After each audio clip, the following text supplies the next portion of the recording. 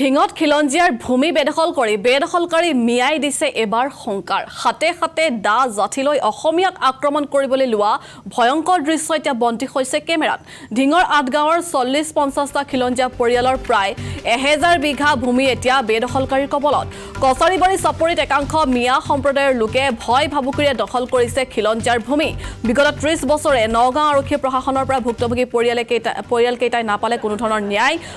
মুখ্যমন্ত্ৰীৰ হস্তক্ষেপ দাবী কৰিছে ভুক্তভোগী খিলঞ্জীয়া পৰিয়ালকেইটাই ঢিঙৰ আঠগাঁৱৰ এই পৰিয়ালকেইটাই এতিয়া প্ৰাণৰ মমতাত ঘৰ বাৰী এৰি আশ্ৰয় লৈছে আঠগাঁৱত চৰৰ এটা মাথবৰৰ ৰূপী গুণ্ডা বাহিনীৰ দলে এই ভূমি দখল কৰি ঘৰ সাজি খেতিবাতি কৰি অহাৰ অভিযোগ উত্থাপিত হৈছে ভুক্তভোগী খিলঞ্জীয়া লোকসকলে নিজৰ পৈতৃক সম্পত্তি বিচাৰি গলে মাতব্বৰৰ দলটোৱে হত্যাৰ ভাবুকি দিয়াৰ অভিযোগ উত্থাপিত হৈছে এখন ভয়ংকৰ ছবি এই মুহূৰ্তত দেখুৱাব বিচাৰিছো ঢিঙত এনেদৰে খিলঞ্জীয়াৰ ভূমি বেদখল কৰি এবাৰ বেদখলকাৰী মিয়াই হাতে হাতে দা জাঠিলৈ অসমীয়াক আক্ৰমণ কৰিবলৈ লোৱা সেই ভয়ংকৰ দৃশ্য এতিয়া বন্দী হৈছে কেমেৰাত যেহেতু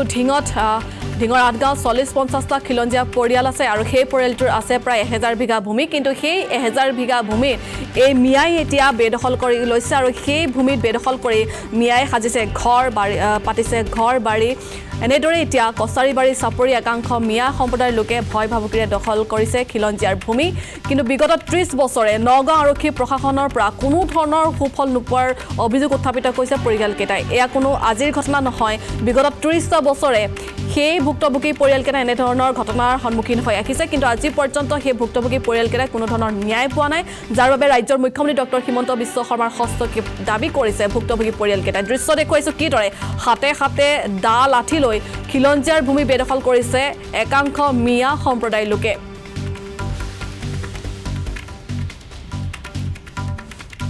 এখন আমি গৈছিলোঁ হাল বাবলৈ তাৰ পিছ মুহূৰ্ততে সিহঁতে এক কোবত দা জাঠি লৈ পেলাই মানে আমাক আকৰ্ষণ কৰিবলৈ আহিছিলে আক্ৰমণ কৰিবলৈ আহিছিলে কোনো ৰকম আমি পানী ৰক্ষা কৰি সৰু নাও এখনত আমি উঠি পেলাই আমি ঘৰমুখীয়া হ'লোঁ আপোনালোকৰ আৰক্ষী আছিল নেকি সেইদিনাখন আৰক্ষী নাই পিছদিনাখন আমি কেছ এটা দিলোঁ কেছটো দিয়াত আমাৰ লগত গ'ল 4জন আৰক্ষীকেইজন থকা অৱস্থাত প্ৰায় 300-400 মানে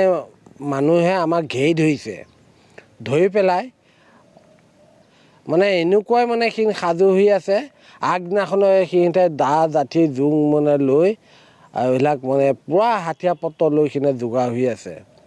আমি পুলিচকেইজনৰ লগত মই কোনো ৰকম পানী ৰক্ষা কৰি মানে সৰু নাও এখনত উঠি আমি আহিলোঁ আৰু সেই গুণ্ডাবিলাকেও মানে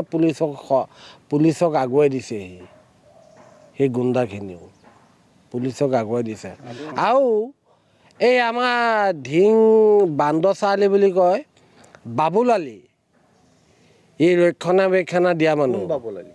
এইটো এই জিলা পৰিষদৰ কংগ্ৰেছৰ জিলা পৰিষদৰ সভাপতি সি মানে সিহঁতক জোৰ দিছে যে মই আছোঁ তহঁতে ভয় নকৰিবি তহঁতে কেছ দে আৰু আমাৰ বন্ধু এটা মানে তাতে মাতি আছে তাৰ কিন্তু এলোচা মাতি নাই এই বাবুল আলী সি মানে মোৰ বন্ধু এজনৰ ওপৰতো মানে কেছ দিছে বাচ্চা বুলি কয় তাৰ ওপৰত আৰু সি এইটো ৰাজনীতি খেলিবলৈ কিয় আহিছে এই মাটিৰ ওপৰত আমাৰ ওপৰত কি ক'ব খিলঞ্জীয়া সেইদিনাখন আমি গৈছিলোঁ হাল বাবলৈ তাৰ পিছ মুহূৰ্ততে সিহঁতে এক